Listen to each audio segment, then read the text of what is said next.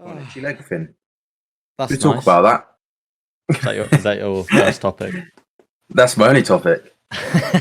Is it? Yeah, Is that actually? I believe yeah. you for some reason. See, look, if you look right here, Yeah, it's quite itchy. it Don't looks look it. it too long though, because yours will be itchy next. Nah, stop talking. How you doing, Ben? I'm doing awfully, but how are Yeah. you? Yeah, yeah, I think living, I'm surviving. doing Yeah, I'm doing. I am. good. I'm all moved in. This is the Yes. first. Yeah, this is the Benley where I'm all moved in. It's pretty exciting, as if like this was a really, I mean, with every move, I feel like something always goes a bit awry. Like someone always Yeah. loses something always breaks, la di da. You buy the place with no appliances. Yeah. So Dan and I knew that the flat we were getting was unfurnished. We knew that, but when we came here for the visit, like way back when, to look at the flat, I specifically remember Dan asking, "Is there going to be white goods?" Right, meaning washing machine, fridge, etc. Yeah. And the guy said probably, and neither Dan nor I ever thought maybe we should check on that, because it wasn't until like a week before the move, when I was staying at my girlfriend's, that I said like, yeah, it's unfurnished, and one of them goes, well, do you have a fridge? And I was like, shit, fuck, we should probably check. And then, well, we didn't, and we move in, get the keys. Oh, welcome to Roberts, you fucking cunty estate agents. And I'm in the van. Well, no, actually, we drive back in Dan's car, and the van's outside with all my shit in it. And we open up the door.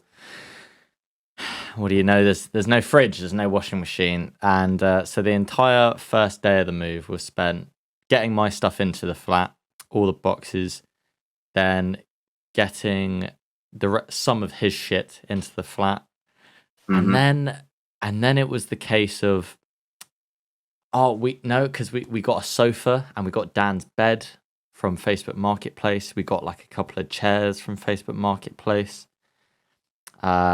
And so that was a big stress, because obviously I was driving the van, and it was an automatic van. I'm not going to sit here and pretend like it was difficult. It was automatic and it was pretty dreamy. But it's still a van. It's still a van. It wasn't like Transit, but it was a big van for me. Anyway, look, bigger than what you used to. Yeah, bigger than my fucking Dacia Sandero, that's for sure. And we were like split on whether or not we buy a fridge and a washing machine secondhand, because there was something the fridge, when he said we'll buy it secondhand, I was like, I don't mind doing that, because the fridge is a fridge. It's only ever held food. It's someone would have to treat a fridge pretty fucking terribly for me to go, I don't want your fridge. But the washing machine, right? I was like really against getting that secondhand for some reason. I think it's just because like it's people's clothes. Like that's I know that it's a washing machine, and like the idea is for them to clean things, but there was something off about me wanting to get one. So I was like, look, we've had a bit of a stinker here, so I'll text my dad and see what he says, right? And my dad was like, go to Curry's PC World before it shuts. Bear in mind, this is at like 6:37, and Curry's PC World shuts at 8. And he was like, go and get a fridge, go and get a washing machine. And I was like, fucking hell, Dad, that's money. And like when me and Dan were there, we were just looking at the cheapest fridges, right? And we were like, man, 200 quid. Fuck. And then we looked at the washing machines and we were like, man, the cheapest one, it's like £220. Fuck it hell. And Dan was having like a fucking meltdown. It's quite funny. He was on the phone to his mum and just explaining that, we might have to spend all this money. And there was me like, Dan, the fucking shop shuts in like an hour. Can we please just get something? We ended up deciding that the fridge can go fuck itself. And we got the washing machine. So we got this £220 washing machine. And the guy that wheeled it out, he's obviously a big warehouse man. He's like wheeling it out, and he sees the van. He's like, oh, you're moving in? And we go, yeah. And he goes, "Oh, I didn't have white goods." And we're like, "This is really not the time." We're like, "Yeah, we're just students, just moved in, no white goods." And he was like, "Oh, are you first floor?" And we were like, "Yes." and he was like, well, "Don't know how you're gonna get upstairs." Dan and I were like, Dan and I looked at each other. We're like, "Yeah, it'll be fine. Like, it'll be fine." And so we get to the flat after the little drive, after a bit of panicking. You know, Dan's still trying to fucking find a fridge on Facebook Marketplace. And we drive the van right up to the doors, and we open up the thing, and we're like, right, we've got to get this washing machine up the stairs and into the flat, right? And because Dan is strong, you know, Dan's the strong one of me and him. I was like, "Dan, you go at the bottom of the stairs, and I'll try and pull the washing machine up, and you push it, right? It makes more sense that way." And I think the washing machine went off without a hitch. I think we put it down once before the stairs, which was kind of a mistake. Like, we should have just we'd done it in one trip, like through the doors up the stairs, one trip. So that was like minor mistake. Then we sit down, and he orders the Chinese while he's trying to figure out this fridge situation. And he says, "I've got one. I've got a fridge, one that we can pick up tonight at 9 p.m. And I was like, "Okay, solid. Let's do it," you know? And we go, and firstly, we can't fucking find the place. Or, like, we find it, but we don't know where, like, we're meeting. That was a whole thing. Dan goes and sees the guy. And I walk around to the front to see, like, the fridge, I suppose. And I'm looking at it, and first off, it looks grotty, you know? It looks like... It just looks gross. Like, it's not like the worst fridge you've ever seen, but if you walked into a friend's home and saw this fridge, you'd be like, "Are you okay?" Like, semi-fridge. I would... What, the one in the garage? Yeah. I would say... to be fair, this one might have just looked worse because it had like fucking, like, I say paint, like the chipped like white off it. There was like lots of brown fucking up the side. Like, it looked like no one had ever taken a cleaning thing to it in its entire lifespan. And so Dan and the two guys are lifting it, and they put it in the van, and you know, I'm there like, you know, it looks a little big, you know. Not like worryingly, but I just go, it's a big fridge. Like, it's a big fridge freezer. And we have like a gap in the kitchen, right? It's not like we have open kitchen. You could just chuck anything. It's like we have, you know, probably like this much space total. Oh, right. I don't know. Point is, the fridge was just ever so slightly too big. But that's not including the journey up the stairs, which was a fun little fun scenario. I think I nearly had a mental breakdown. I don't know how Dan did this. Again, Dan was at the bottom of the stairs because Dan's strong. First off, the fridge was like leaking, right? So like there was like water on my fucking hands as I tried to pull it out of the van, and I genuinely was like, I don't know how I'm going to carry this down because it will just slip. And so before he takes it out of the van, he's like, I'll wipe it with my shirt. And so he's wiping it, and I'm like, okay, this is fine. And he's like, right, we just got to do it. So we opened up the door, we opened up double doors, put a fucking stopper in it, and we were like, we just got to go. We got to get it up the stair. Once it's up the stairs, we can shimmy, you know? Yeah. You can't do that up the stairs. So I go first, and I'm walking backwards, and I'm like, Dan, this is heavy. And he's like, we just got to go. And I'm like, yeah, no, I'm with you there. We just got to go. I'm just saying, it's heavy. Like, this is, bearing in mind, like, this is now at what, like 9:30, and Dan's been up since like 7 or 8 because he had to drive down to Bournemouth. Yeah. I've been up since 8 because I had to go get the van, and then we both went to storage, got all of my stuff out of storage, moved, like, we fucking all over the place. It's not like this is just it was a heavy fridge. It was like, this is after like essentially 10 hours, 12 hours of work, driving around, lifting things, lifting a fucking washing machine up the stairs to then go, now we're going to lift essentially like a heavy fucking man up the fridge. Yeah, just a lump of metal. So as we're going up the stairs, I feel it slipping. And I tell Dan, as to not, we're all about communication. I say, Dan, it's slipping. And he's like, we haven't got long to go. And I'm like, Dan, but I'm being dead serious, man. Like, I just don't know if you'll be able to take the full weight of this coming down the stairs at you. And I was like, I'm going to have to put it down. I have to. And you just got to hold it and then allow me to get some grip on it. Sorry. Fuck off, Siri, please. Jesus, not now.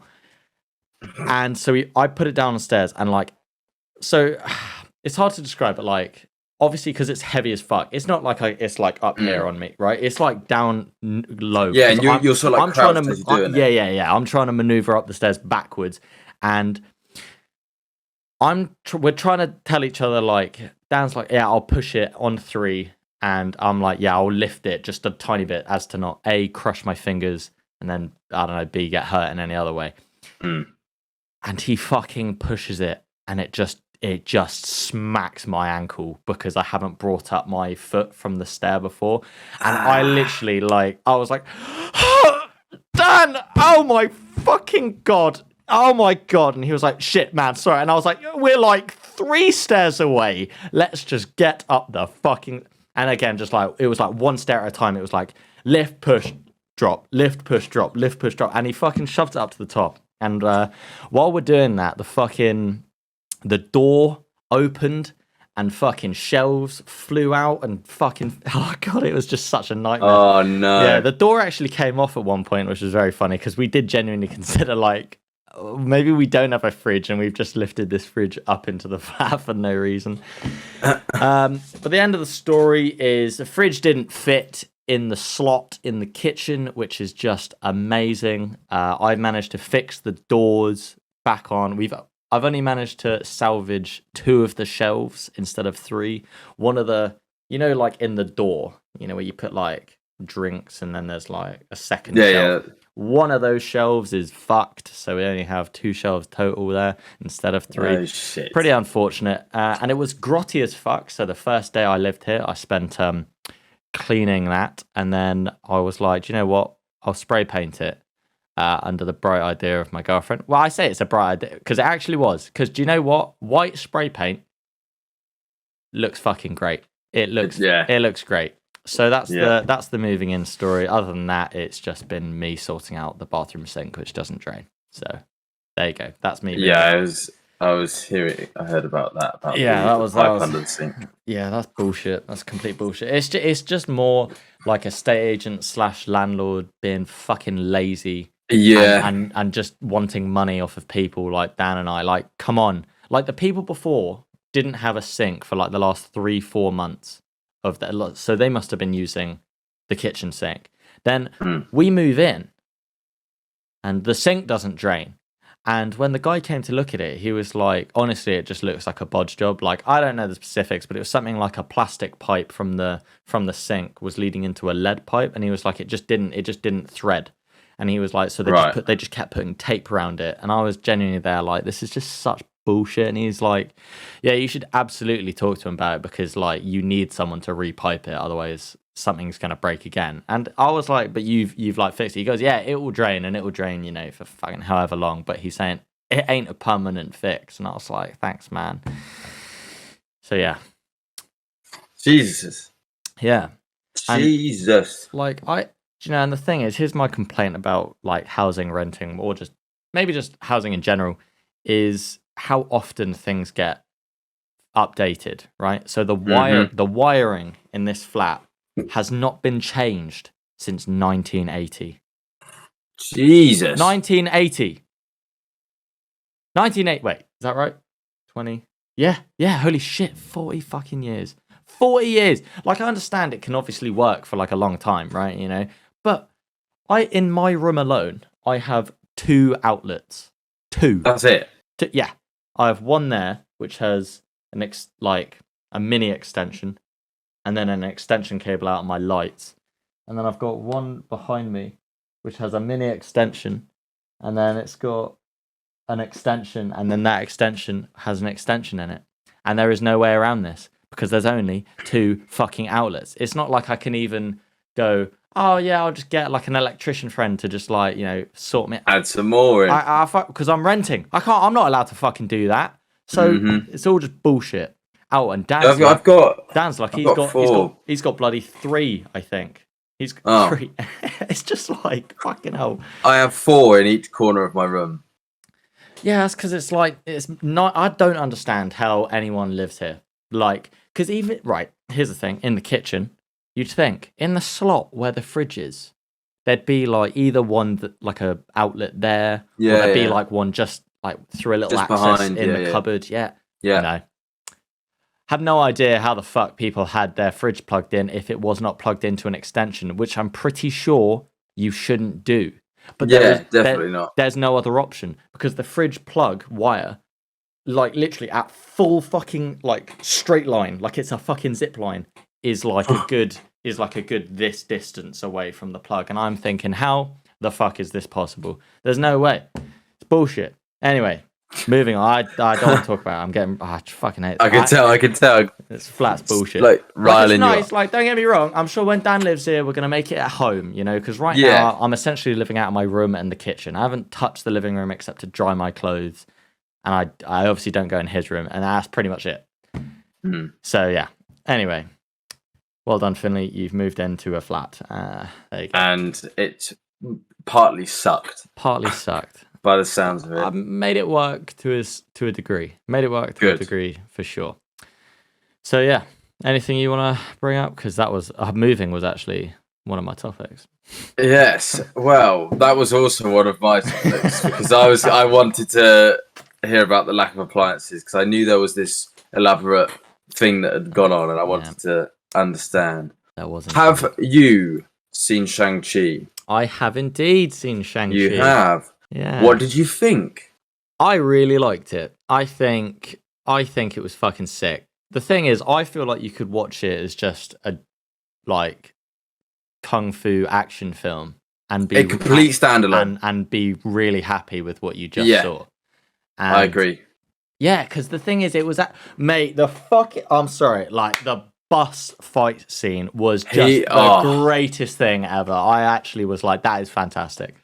The choreography was so good. It was magnificent. Like I was sat in cinema and I was just genuinely sat there like, wow, that's fucking cool. I was like, that's cool right there. That's nice.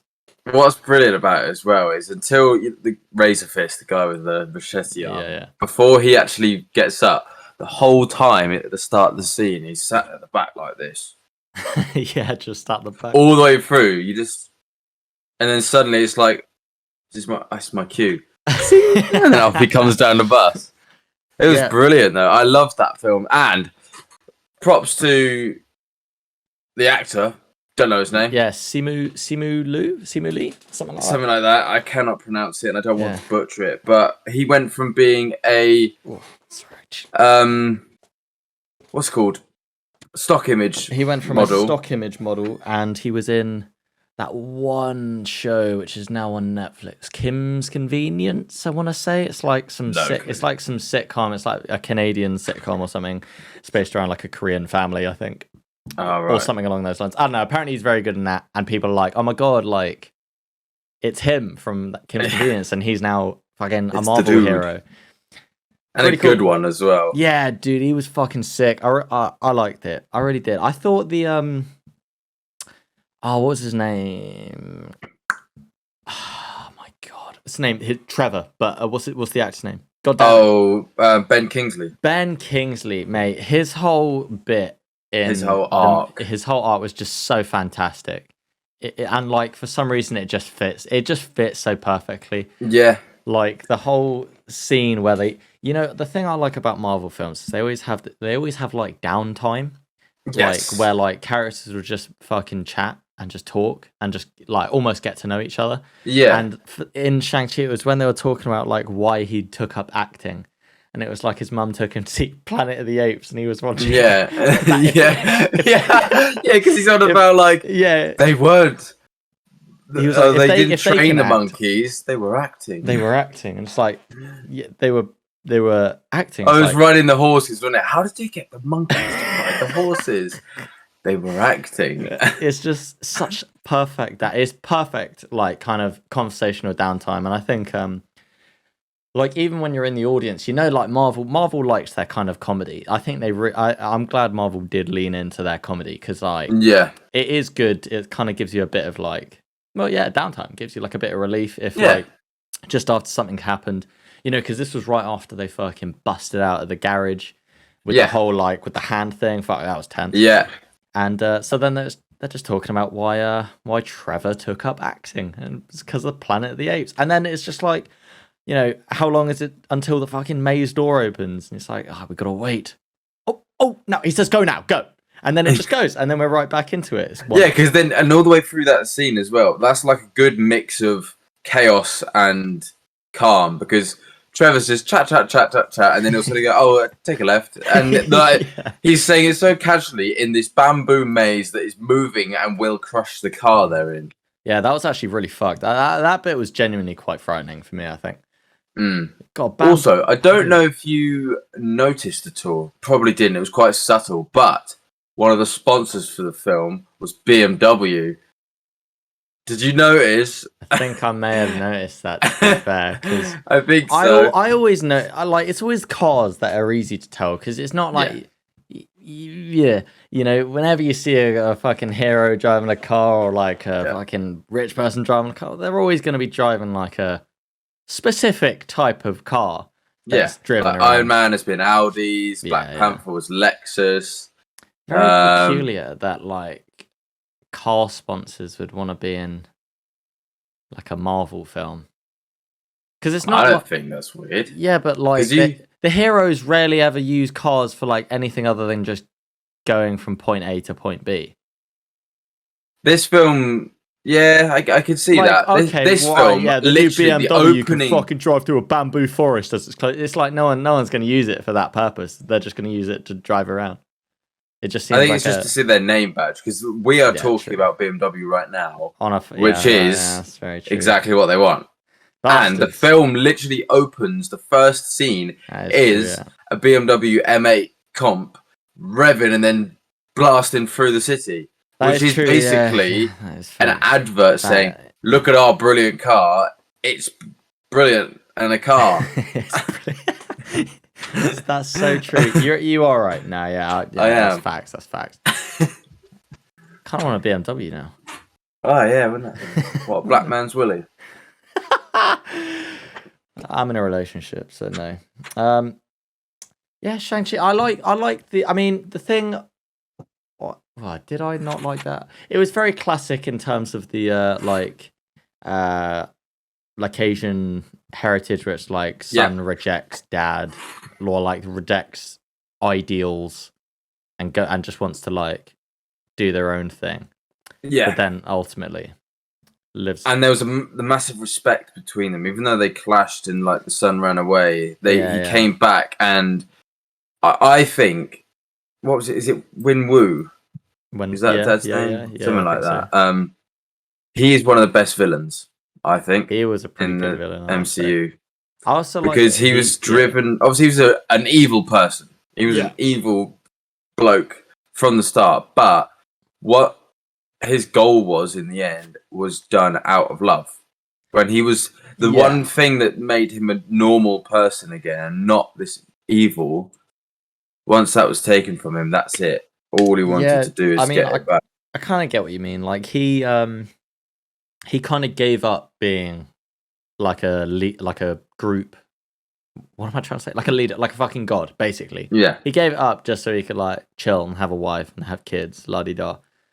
But then I don't know. It's a bit of a villain arc to then go. Yeah, we're gonna go break your mum out of fucking this place in the like they're keeping her captive, her previous fucking people. It's like, bro, no, don't do that. Don't put on the rings, you silly sausage. Don't do that. You numpty. Yeah, it's just fucking. Oh, now look what you've done. You got your soul sucked out by a giant squid. To be fair, I actually don't even get it. Like the thing is, right? He thought the entire time that his wife was behind the gate or whatever. Yeah. As soon as the first fucking thing flew out, did he not just go, maybe she's not in there. Don't know. Silly me. oh, that's a problem. Oh, fucking hell. It's a strange they're looking going duck. towards the town. Ooh. It's just taking that guy's soul from his rectum. Just fucking what a guy. Yeah, overall great film. I would probably give it, being dead serious, probably like a dead serious. I'd probably give it like a 9 out of 10, like somewhere up there. I'd probably go 8 out of 10. There's a few bits acting wise that were a bit shoddy. Oh, do you know what? All in all, it was good though. VFX was amazing. VFX was good. I really liked Wong in the Abomination. Yes, I thought that was fun. is cool. Yeah, we get to see Emil Blonsky return. Yeah, which is the Abomination. Yeah, it's not going to be Tim Roth, is it? Is Tim Roth? It is Tim Roth. No way! That's kind of cool. It's Tim Roth, and in She-Hulk, which is underway, Tim Roth made a statement and he said, "I was super nervous about this role because I've never done voice work before for a character that I've already done."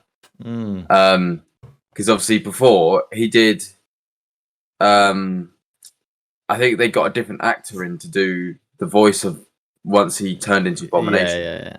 So a British actor, similar, but it was different. And then with She-Hulk, he stated that he didn't know what he was doing. But then as soon as he saw Mark Ruffalo come in and just start giving it and doing the Hulk, Tim Roth apparently was like, "Oh, okay, there you go."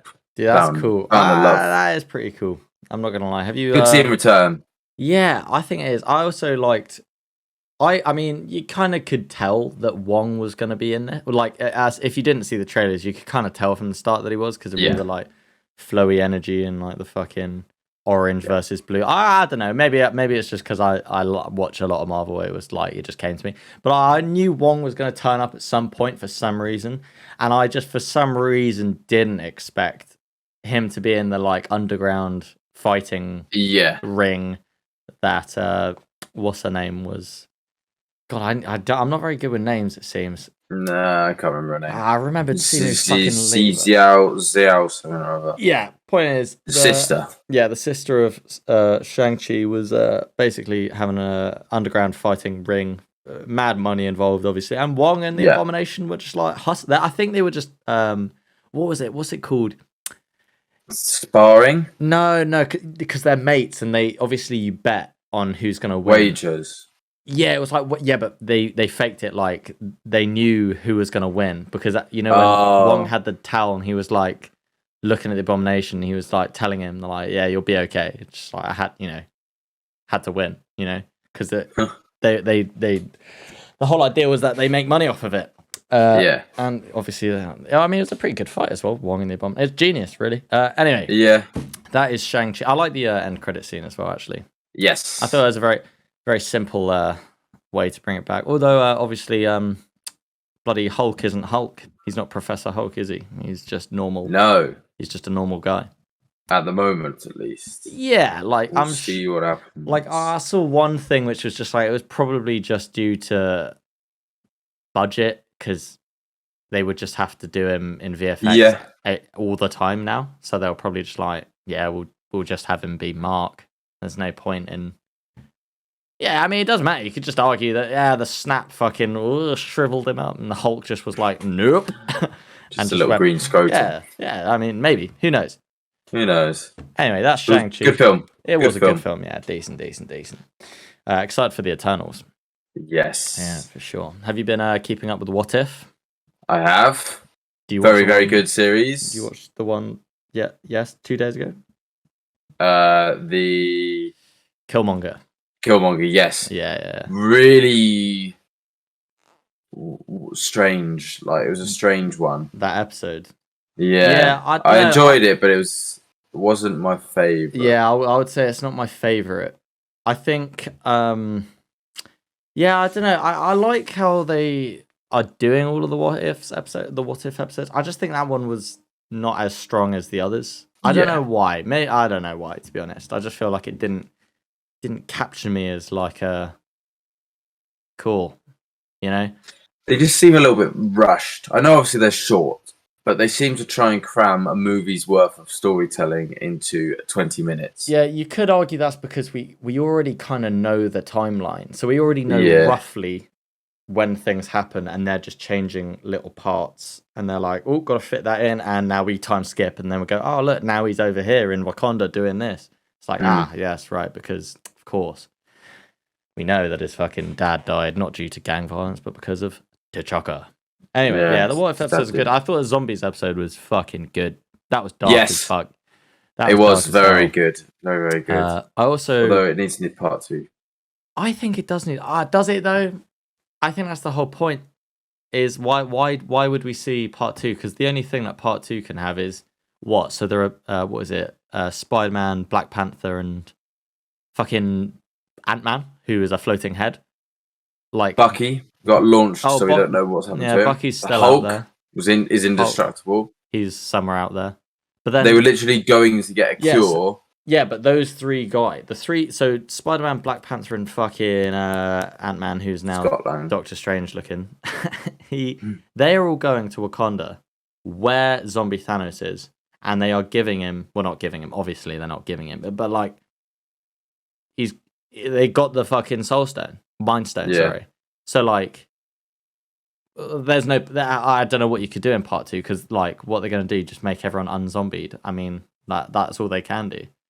But then they've already chopped up fucking Cap. You know, he's in half. But then, I think it would be quite cool because Zombie Thanos isn't going to want less life to thrive. He's going to be wanting more life to eat. Yeah. Oh, so is it going to be like... So his snap wouldn't be taking away. It would be like adding 50%. It would either be, either half the population comes back, or bring back all the current dead zombies come back as humans, and now all the zombies get to re-eat whoever. I don't know. Will we get part 2? I probably not. So. Probably not. Yeah, it's episodic, isn't it? Make a dream. I don't even know what episodes are still to come. Like I've been going into every What If without knowing what's coming up. Yeah, I just I go the first wind I get of whatever the episode is going to be is the thumbnail as I go to click it. Apart from Captain Carter, the first one. Yeah. Because that was plastered everywhere. But as a whole, I do like it. I like this series. I do as well. Is there anything else Marvel related that you want to speak about before we... Not Marvel, but there was a Star Wars thing. Oh, yeah. Were you watching The Bad Batch at all? No. Okay, never mind then. Just don't want to spoil any of it. Okay. Basically, it ties on from the Clone Wars Season 7. Because Clone Wars Season 7, which is the animated show, the final episodes happening at the same time as Revenge of the Sith. Right. So Anakin's gone dark and all that's happening, and you're seeing all the stuff that happens with like Ahsoka, Darth Maul, and other things at the same time. And then The Bad Batch came out, which it followed a group of mutated clones after or as Order 66 is done. And because they're mutated, they don't obey, and then they're fighting against the Empire and all this. And it's brilliant. It's really good, and it's going to be returning. It's had some characters in there that have popped up in The Mandalorian. Oh. So you remember Fennec Shaw, the one, or Shan Shaw, one or two, the woman that had a metal abdomen with Boba Fett. Yeah. She gets shown in this, and we find out why the Empire hates her, like she said in that one episode of The Mandalorian. Pretty pog. Well, pretty cool. That's the thing that I haven't seen, but I'm about to bring up something that you haven't seen, most likely. Have you heard of Ted Lasso? No. This is what you were crying to the other day. Dude, this show, I don't know why I never paid attention to it when it came out last year. It's written by Jason Sudeikis, right? Right. From Where the Millers, right? And I was like, he's a funny dude. And I was thinking, it's just going to be American guy in England type funny, because he's an American football coach that ends up managing a fictional team called AFC Richmond in London. And honest to God, mate, I've been enjoying that show so much. Like, the writing in it is genuinely spectacular. Like, they do sometimes do like a bit like, he'll say something that's like an American saying, and everyone will just look at him and they're like, huh? And then there's like a couple of staple characters, like Jamie Tart is, he is just a classic, because, he literally went on a fucking reality show in the show as well. So he's essentially like a Love Island type character, like a really strong, like thinks he's the shit, thinks he's the coolest, he can do all these tricks and stuff. And then there's Roy Kent, and Roy Kent is one of the funniest characters by far, because he's like a old footballer who, had a great career throughout, and now he's playing for Richmond, and he's old and shit. Well, not shit, but like, he's old, so he's slower and like not as good.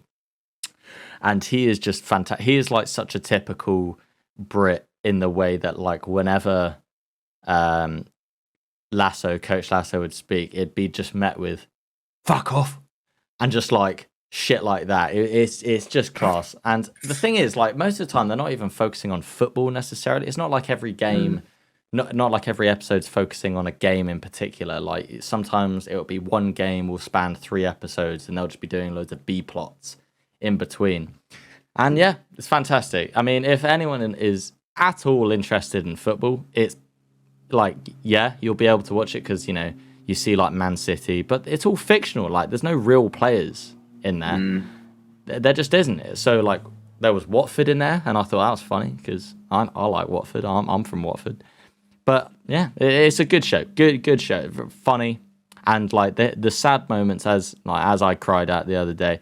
It's like it almost comes out of nowhere, but like that. It's like, you'll be feeling good, and then it'll be like, okay, here's a sad moment, here's a happy moment, and then it's a bit of a roller coaster. Yeah, like some episodes are like a roller coaster in like in a good way. It's not like I don't know how to feel about this episode because I was sad one minute, happy the next. It was like it all made sense, and yeah, it's a good show. I recommend. I would recommend it even if you're not interested in football, just because it is quite a funny show, and some of the characters are great. Like you'd love Danny Rojas as well. He's like a foreign, where's he from? God, I don't remember. I'll just call him Spanish because he is very Spanish country of some kind. And he is just like, football is life. He's like, football is life. Football is life. And he's like, na na na na na na na, Danny Rojas. And he's just like running about doing all these tricks. He's like the most like into football character you could probably have. And it not be like, and it is in your face, but like it's okay. Because he is just like everyone else is like, yeah, football's cool. And he's just like, football is life. Yeah. Anyway. What platform is it on? It's on Apple Originals, but who's to know if someone were to look it up? I'm not saying do that, but I'm also saying I understand if Apple TV is expensive. So there you go. Yeah. So, make your own choice.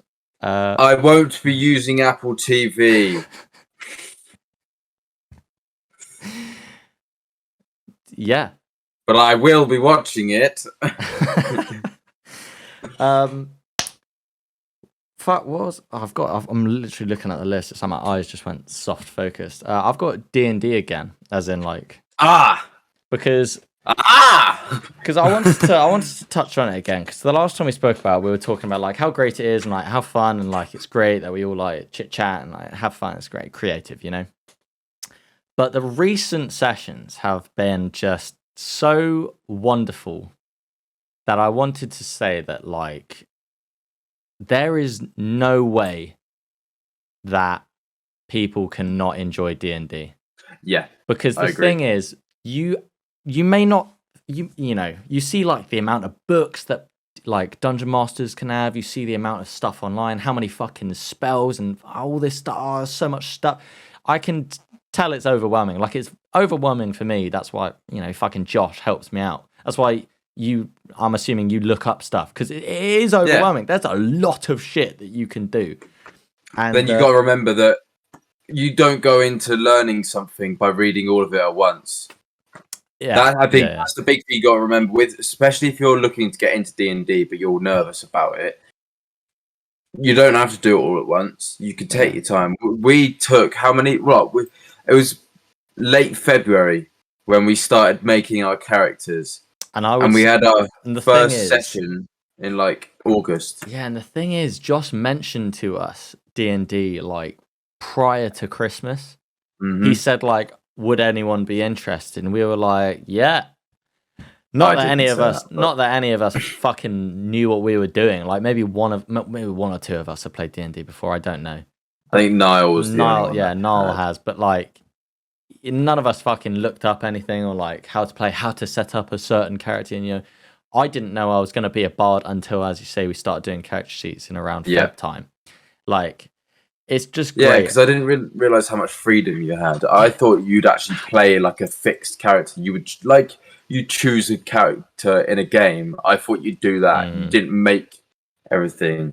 Because right now, everything we do is so tailored to us, like, and our personalities. Like, Finn and I recently have acquired a little mate. For sure. And each time this little mate is referenced, Finn and I, I'm going to make sure I get this right. Finn and I. Yeah. Simon will be on our case. Yeah, Simon. Every single time we've mentioned, he's an old man. He's 3'2". Yeah. His name isn't Gog, but we call him Gog. It's Nashkar. That's it. Nashkar. I have not laughed at something as hard as I've laughed at Little Old Man. Little Old Man. And the adventures of Little Old Man and us is... And the thing is, because there's so much freedom, it's not just like, we just, he's not just like an NPC that we were like, follow us, and he's just happened to come along. It is like, we have made him part of the group, so much so that, like, Ben's bought him armor, Ben's given him like a weapon, his weapon that we stole off him. It's just, we bought him beers, bought him stuff, like we just fuck around. He's part of the group now. I've got a character sheet for him. it's set up, and that's what's so fucking wonderful. It's just like, no matter how you think you are, like, if you think you're not going to enjoy D&D, chances are you will. Just play it how you would fucking react. Like, if you wanted to just have a laugh and steal an old man and like a little gnome like old man, just fucking bring him along. Just be like, come with us, cunt. And then chances are, just roll for it. And then if he doesn't do it, then just fucking backhand him. You can, because this was nowhere near what Josh intended. Josh started to like craft the story, pull the strings and everything. And this little old man was supposed to be encountered by us. We deal with him how we deal with him, and then we go on our way and leave him there. But no, me and Finn and I, I covered him in grease, and Finn threatened him. The thing is that the story of Igor intimidating the shit out of that old man comes because the whole session, every time I rolled, Yeg did bad, right? He got stuck in webs for like 4 rounds. He just couldn't get out of the webs. At one point, he rolled so atrociously, he fell and was on the floor and had to bardic inspire people. And even then, it's not like he did anything. Then as soon as we get out, fucking, who was it? It was Hal and Elliot. You probably made a comment, because it is like you to make it, calling Yeg just shit and, don't need him. And so, he was feeling a bit angry, right? And so we find this farm. Everyone's like, well, not everyone. I'll say Hal. Hal probably went in like, let's fight. And we're like, nah, I'm going to talk my way through this because, Igor's a fucking charismatic son of a bitch. Yeah, because I'd come in the back door and you'd come in the front. Yeah. And we met in the middle because he shot at me with a wand of paralysis. Yeah, well, that was lucky because fucking hell, he actually hit you. He hit you. He did, but it was so bad. So yeah, we fast forward through that whole section of charismatic talking to animated armor. We get into the house and this old man, shoots at Ben. Ben greases him. And then Igor just, he's like, I need to prove myself to the group. Ben, because he was there. He's like, I'm going to intimidate him and ask, where this plant is, because that was part of the storyline. So, like, where's the plant? Why are you growing it? Who the fuck is doing it? And it was intimidation roll. So, Yeg's hoping for the best. What does he roll but 25? So, imagine, a 15 stone, 5'7" bard, guy, like a performer. It's not like he's dressed as a soldier. It's not threatening. Just this, like, fucking jester type character wearing a fucking pink suit. Dude. I'll try and remember to throw up a reference image of what Yegor in the fucking D&D looks like, because I actually drew him. Imagine this guy screaming at you, telling, like, while you're covered in grease, where the fuck is the plant? Why the fuck are you growing it? Tell us where I'll fucking stamp on your neck. Rolling a 25. This little old man, there's nothing he could do. When something like that happens, there's nothing you can do but fold. And because wasn't it while you were threatening him, like really threatening him? Yeah. Not only was he on the floor covered in grease, but I was just slowly caressing his head. Yeah. While you're screaming at him, saying you're going to stamp on his neck. It was a really, if you were to watch it from like an outsider's perspective, it was an incredibly problematic looking situation. But the thing is, we're all best mates now. Yeah, the thing is, we're I'm like his uncle, you're like his dad. I don't know. You take care of him, you kit him out, you tell him where he can and cannot go. It's I'm trying to think if Dad's the right one, because he's an old man. Yeah, like a what would it? But then I probably am older than him because I'm an elf and I'm 420 years old. You are technically older than him. I think I'm the oldest person as well. In human years, you would be. I don't know if like how elves they age differently. So like your 400 is like fucking whatever. Anyway, doesn't matter. It was D&D. It was good fun. Basically, what I'm saying is try and find a group of friends to do it. Exactly what we said last time, because you can just make it your own. Like, I don't think I would enjoy it if Yeagle was not what I am making him do, which is just charismatic and persuasive. He literally cannot do anything else.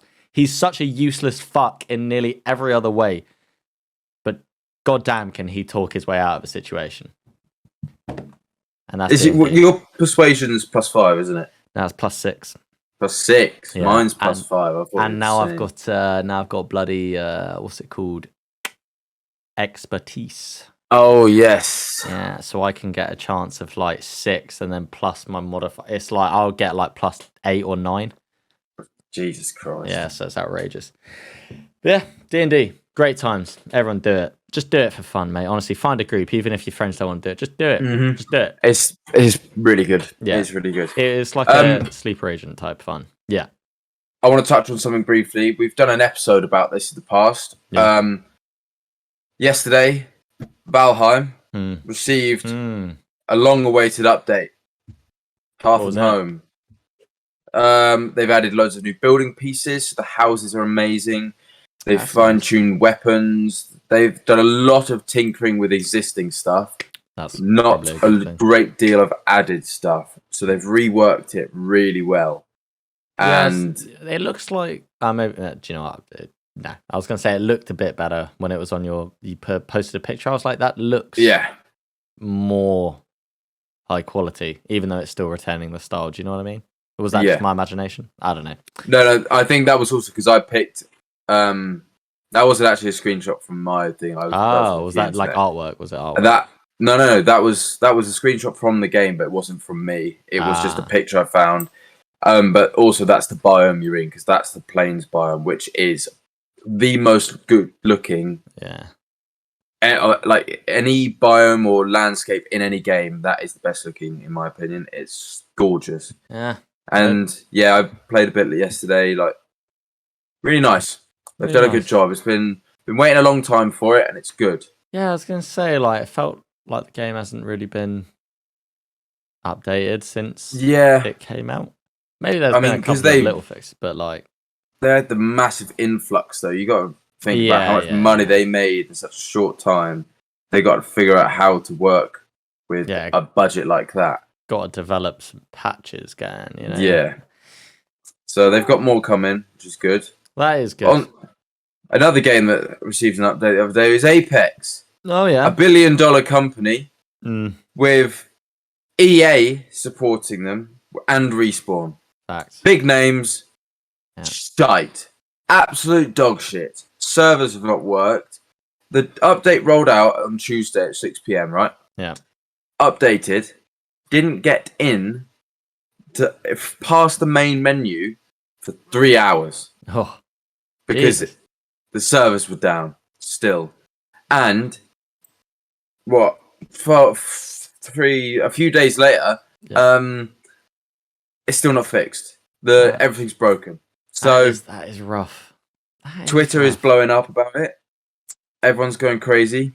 Yeah. Also, I know you don't play Apex. No, but EA. It's like EA's you've got practices are just so much money and they can't fucking Yeah, this is the whole thing. Do you know what? Since you brought up EA, it's almost in the same vein. Like, I have just finished streaming FIFA 21 because I'm waiting for FIFA 22, right? And in FIFA 22, you know, they're boasting about, like, in career mode, you can now create your own club, right? And that's really wonderful. People have been asking about that for years. Mm-hmm. And people have been asking, be a pro, which is my player, which is what I love, obviously, because I can do Yeagle, right? I love that shit. That was unchanged for 8 years, something like that, which is just diabolical, right? You know, I understand that as a business, they want to make money. But equally, while you're making money, why don't you want to maximize if people love your game? Because right now, EA they have been for years one of the most hated game companies out there. And it is just like, I get that they make money and they don't care because it's the cash cows which make them the money. You know, it's the 10% which make them 90% of the money. So why care about the 90% which only like buy the game and then don't play Ultimate Team? It's just, I don't know. It's just annoying, right? So I'm worried that FIFA 22, which, you know, I can fucking preload in 5 days and I can play it early for like 10 hours. I'm worried that game is going to feel no different than FIFA 21, especially, EA, they're fuckers, they are. You know, next gen, PS5, Xbox One, all right. They get sexy new animations. Okay, sexy new animation. They get some new animation stuff. You know, next gen kind of like, yeah, look at this, hypermotion. We've given it a fancy name so that you think it's awesome. PS4 and Xbox One, like, not the X. I understand that they don't get it. All right, fine. If you're going to be pushing for this hypermotion bullshit, fair enough. Like, let the old consoles, well, they are old actually saying it. They are, let them fucking have the old version. Cool. The PC version is the PS4 and Xbox One version, which ultimately, again, I'm trying to be like not biased, but it's opened up as separate. Well, not opened up as a separate issue. It's a separate issue, right? Because basically, PC is going to be on what's called the Legacy Edition, which is the PS4 and Xbox One edition. So they won't have like the new hypermotion stuff that I don't know what else is not added, but that's like the main point which we aren't getting.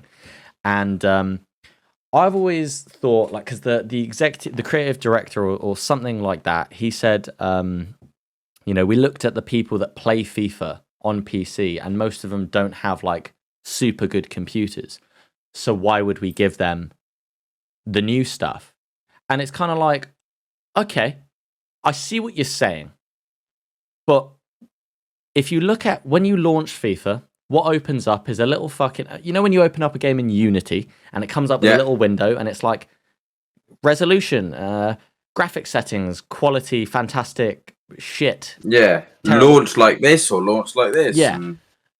FIFA opens up like that, except it's got its own little FIFA 21 and it, you know, it has like graphics quality. It goes, I think, low, medium, high, ultra, and then it's got like anti-aliasing or some shit. Yeah. And that's it. That's all you get. And resolution. You can obviously change your resolution, but fucking every game should be able to change your resolution. So, you know, that's kind of a given. And so this whole issue is kind of like, why don't you just release the same game from PS5 and Xbox One to PC? Sorry, PS4 people and Xbox One, you know, you're on an old console. There's nothing we can do. But PC people, if you have people that have bad computers and they just want to They play just FIFA. switch it off. They just want to play. They just want to play FIFA.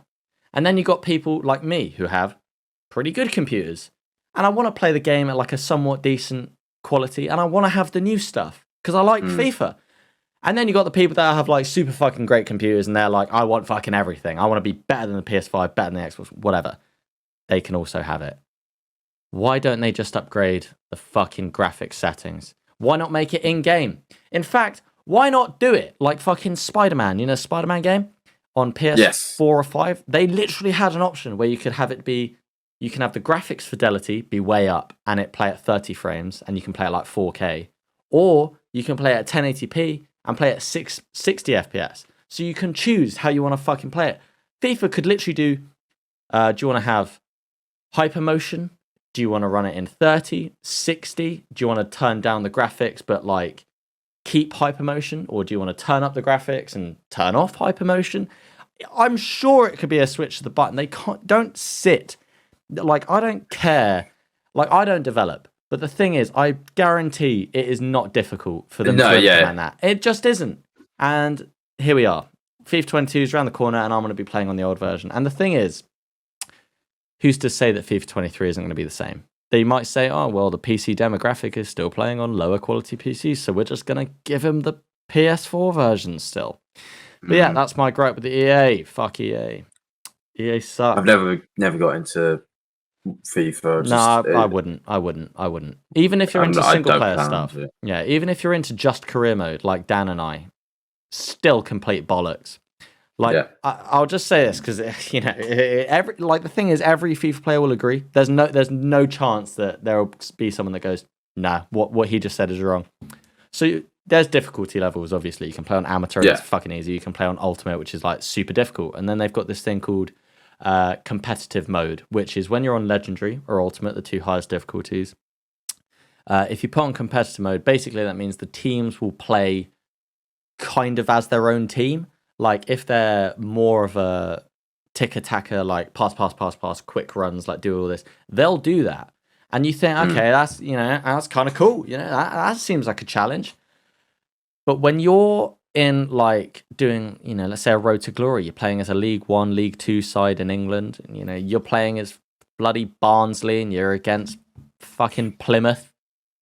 Why the fuck, when you score one and you think, yeah, I managed to do it, it's not even a joke, within minutes, you can see a goal coming from their side. You can go, well, it's just not working. Like, I know you're in control and you can argue that it's down to player error, but sometimes you are thinking, there is nothing I am doing wrong here. There's nothing I'm doing, like, I'm playing how I normally play.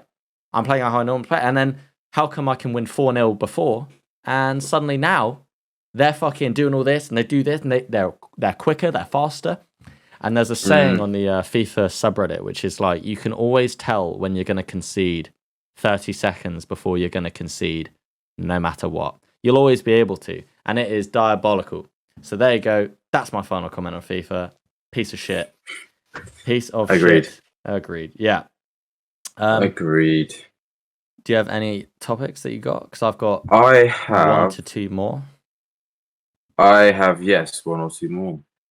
You go. I brought up FIFA. Then monologued. Cereals. Facts. Yeah. I want a top 5 cereal list from you. Top 5. I haven't had cereal in a long time, but I'll give it my best shot because I've always been a fan. I've always been a fan of Cocoa Pops. I don't know. I've just never. Are you leaving because you're angry or? Yes. Let's go. I've always been a fan of Cocoa Pops. I also really liked Cocoa Rocks. I feel like they were slept on for the ones where you had like the ones that cracked and it was soft in the inside. Then you had like the Yeah, I like those. Yeah, those were. And the shells. Yeah, the shells were nice. The shells were nice as well. They were good. I think I do like. Do you know what? I do like Shreddies because you can do it in a variety of ways. And I like that. And if you're lucky enough to find the frosted Shreddies in the shop. Bloody hell. Bloody hell. Now we're talking. I'm also... What am I... Oh, Crave. That's not bad. Yeah. They're pretty good. I'm not a big fan of like Box is too small though. Yeah. I'm not a big fan of like healthy cereals. Like, I understand if you can have cornflakes and that not be unhealthy. Yeah. But equally, you can have 2 bowls of cornflakes and that's really bad for you. You probably shouldn't do that. Yeah. But, I don't know. Weetabix, you could argue that's healthy because you can do that with like berries. Yeah, I was just gonna say. But equally, you can chuck sugar on it and it's really nice. Yeah, I was gonna say Weetabix, Alpen, and like Jordans. I think they're the only 3 like healthy cereals that I will consistently eat. But fucking Golden Nuggets. Oh, Golden Nuggets! Oh my lord, those are fucking. Those are amazing. S-tier. They are S-tier, and then you got Cookie Crisp. Oh my word, literally controversial, overrated. They're still lovely. I prefer nice, I prefer Cookie Crisp out of the box rather than like. Yes. Yeah, that's how you make them a winner. Some of the American ones, in fact, there's a small box of Fruit Loops over there. Oh yeah, Fruit Loops good. Lucky Charms. I've never had any of American cereals. Did you Did you get these from America and bring them back, or did you order them, or just find them? It's a bit sad. No, it's a bit sad. I went to America, ate them in America, flattened the boxes, and put them in the suitcase. That is funny. But with this in mind, because as you can see, there's plenty of stuff everywhere. It fits. It's not like I just threw up a fucking thing of Lucky Charms box on my wall, and you're just like, why is there just a cereal box on your wall? I think I've got it over there actually, but yeah. Do you know what I don't like? American cereal just is so sickly though. I'm not surprised. I don't think do Americans have like nice milk. Because for some reason I imagine that they don't, but they have cows. It's not like it's impossible. It's not like, fucking Spain where you always get like long life milk rather than fresh milk. Yeah. But fresh milk in France. You know, like when you get the fresh milk in France. Well, my grandparents only really get the long life shit. Oh. Yeah. It's unfortunate. Which is still nice though. That long life stuff's nice. It's not bad, but the American milk. The American milk scene is very similar to the fresh French milk scene. Yeah, so Americans do have good milk. That's and they nice, have honestly. big mama milkers too. That's nice to hear. I'm glad that if ever I went to America, I can enjoy a glass of milk and not feel like I'm gonna die.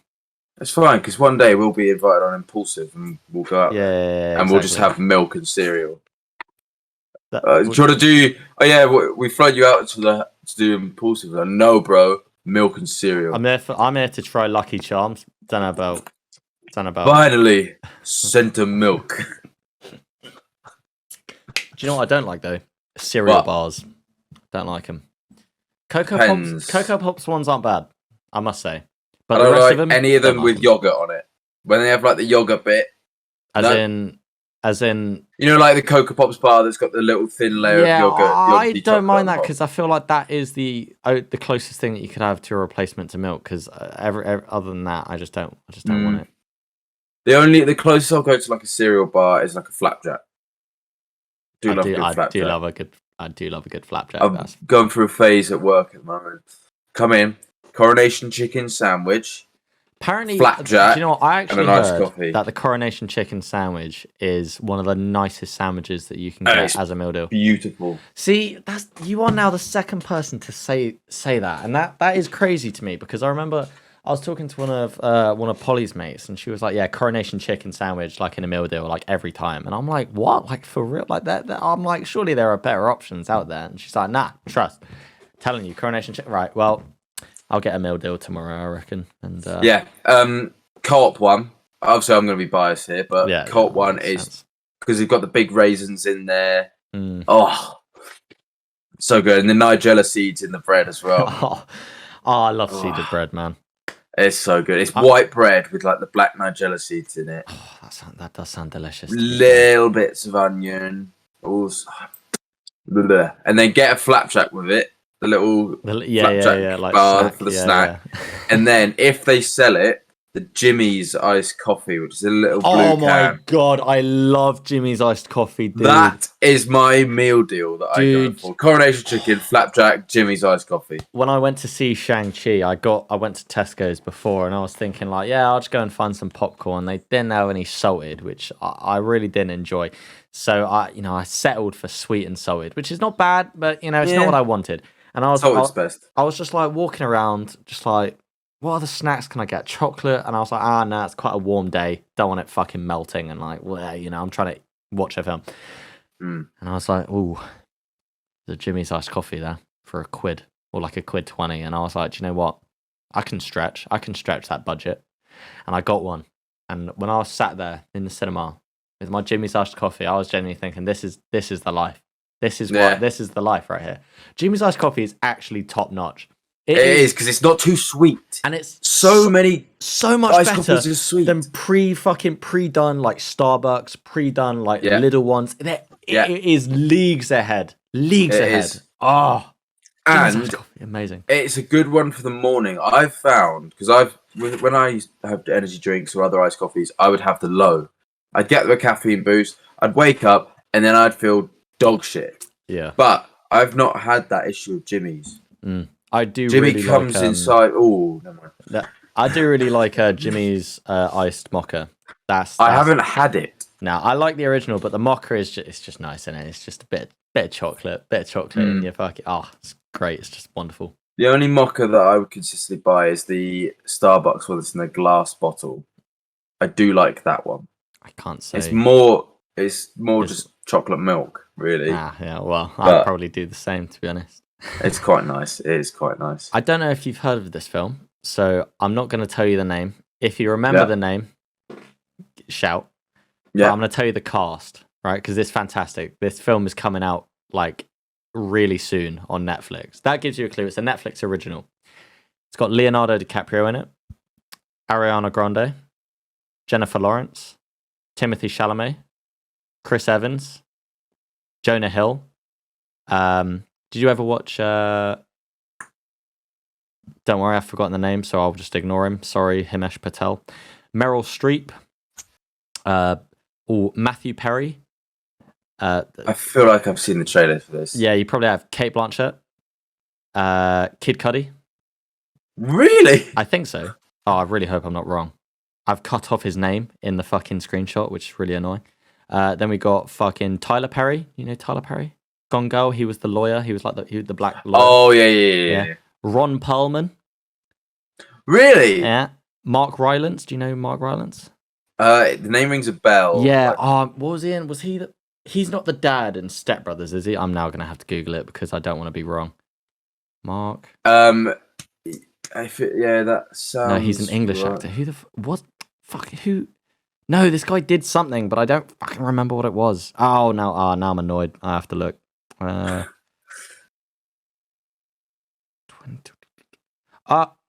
the fuck? Oh, he was in Trial of Chicago 7, was he?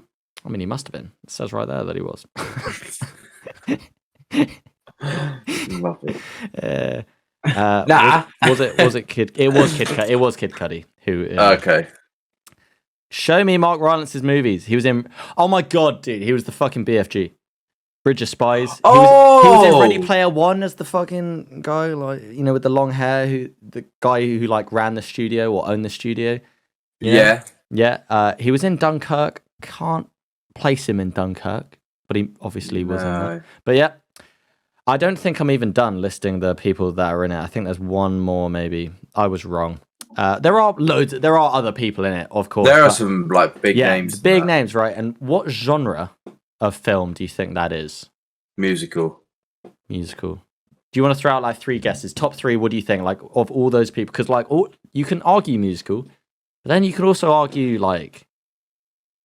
Well, I don't want to say because I don't want to give you answers. I want you to just give. See, the one person that's making me like think it's not going to be like an action film is Meryl Streep, because I don't think I'll see her backflipping off buildings. No, but she could easily be like Boss. She could be Boss Man. You're gonna find it funny what the genre is. I'm gonna be real. It's a comedy disaster film. Yeah. Right. Yeah. I'll tell you that I've got the little fucking. I just got this off. When you type in the film, it gives you like the little tag, like synopsis thing. Yeah. 2 low-level astronomers must go on a giant meteor tour to warn mankind of an approaching comet that will destroy planet Earth. Ah. Yeah. And I'm assuming Leo is the main guy, and I want to argue 2 low-level astronomers. Do you reckon it'll be a man and a woman, or do you think it'll be 2 men? 2 men. I'm thinking it's going to be Timothée Chalamet and Leo. Nothing gives it away. Like, I literally can't. It's as if no one's talking about this film. I swear. Like, because I got this off like a TikTok, and I was like, holy shit, what the fuck? I was like, I feel like I saw this be like advertised maybe a while ago. Maybe it was like a teaser or some shit.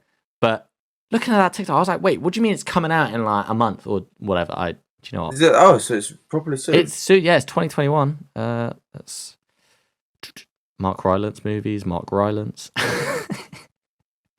Show me when it's coming out, please. 10th of December in USA. Oh, wow. Yeah, so it's like soon.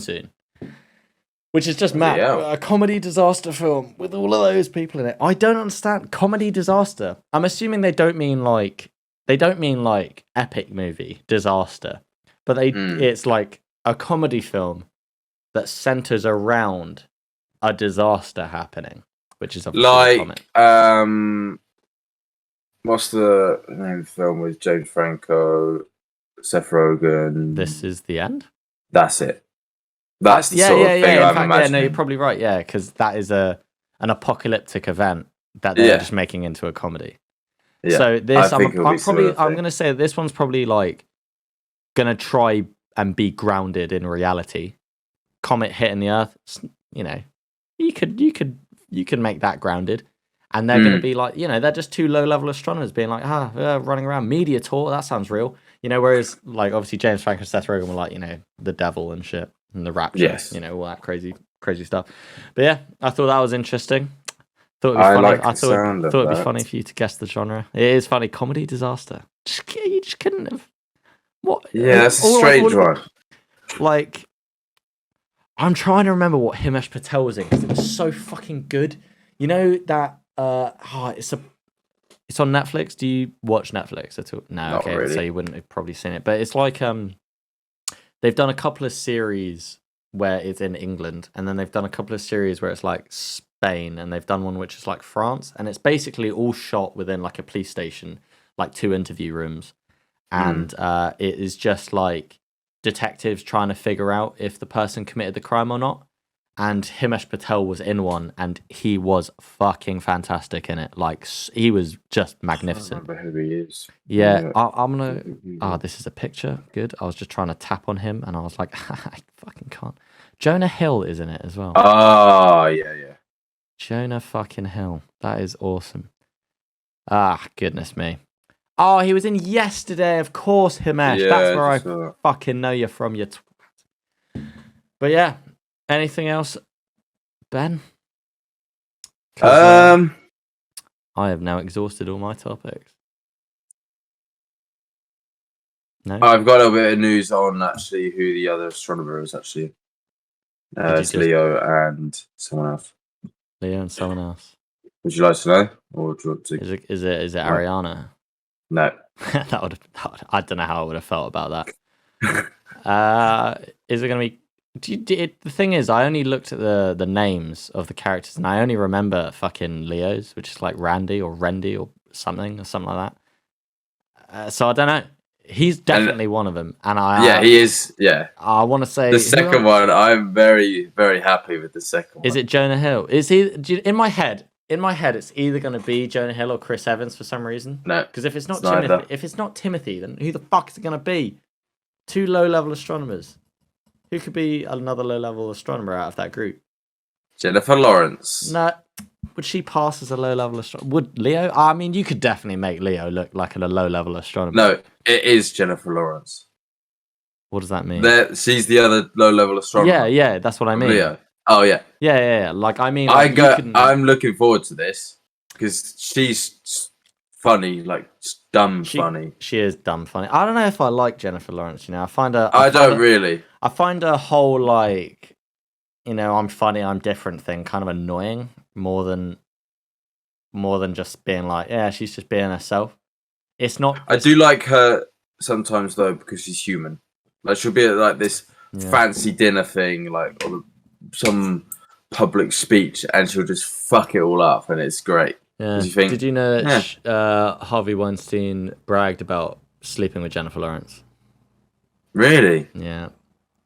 And so everyone's a bit like people are not angry at Jennifer for it, obviously, because chances are it was Harvey Weinstein coercing her and kind of being like, yeah, you'll be a movie star, being all fucking Harvey Weinstein and gross. Yeah. But because I think obviously the age difference is still there. Like I think she was like young-ish at the time, like young-ish to the point where it's like, really? Nancy. Okay, yeah. I don't know. Just the grey area where no one really wants to look at it. But yeah, that was just a bit of weirdly one news thing that I remember reading about J Law.